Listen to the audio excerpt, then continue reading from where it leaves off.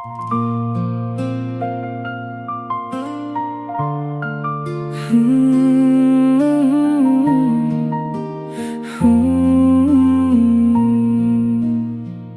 ៃដែលបងបានជួបអូនដូចមេឃភ្លឺក្រោយភ្លៀង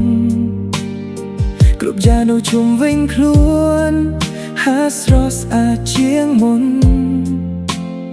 ស្នាមញញឹមតូចមួយរបស់អូនផ្ទោពីភពលោកបងឲ្យមានពណ៌ស្រស់បំព្រងពេញដោយខ្ទៃសងខឹមពេលអូនហៅឈ្មោះបងបេះដូងលើកមិនដឹងខ្លួនដូចភ្លេងផ្អែមមួយបទដែលចាក់មិនចេះធន់គ្រប់វិនាទីក្បែរអូនមានន័យជាងអ្វីទាំងអស់ព្រោះអូនជាមនុស្សម្នាក់ដែលបងស្រឡាញ់អស់ចិត្តបងមិនមែនជាមនុស្សសាឡអិនខ្ជោតែបងនឹងស្រឡាញ់អូនឲ្យល្អបំផុតគ្រប់ថ្ងៃដែលនៅជាមួយគ្នាបងចង់ឲ្យអូនញញឹមដោយសុភមង្គល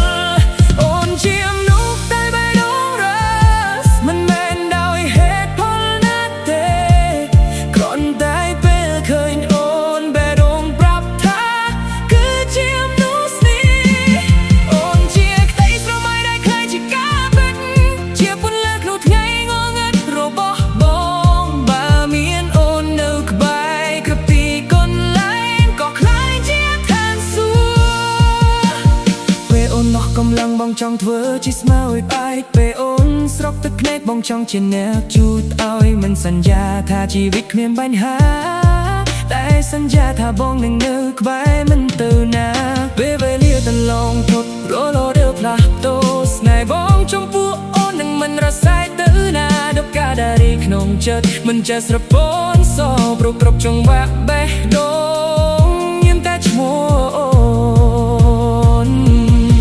បាត់ថ្ងៃណាមួយសុខយើងប្រែជាបនស្បងនៅចុងកាន់ដៃអូនណាលេងនៅថ្ងៃនេះស្កាប់បត់ចង់រៀងចាស់ยังនិយាយរឿងអតីតថាយើងធ្លាប់ស្រឡាញ់គ្នាខ្លាំងប៉ុណ្ណាអូនជាមនុស្សតែបេះដូងរ៉ាសជាមនុស្សដែលបងមិនចង់បាត់បង់ទូពិភពលោកផ្លាស់ប្ដូរខកបែកគង់បងមិនផ្លាស់ប្ដូរ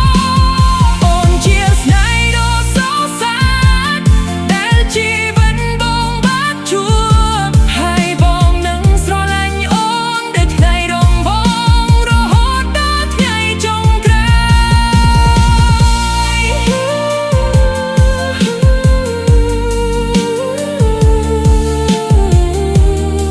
មិនដឹងថាអនាគតនឹងទៅជាយ៉ាងណាតែបងដឹងច្បាស់មួយចា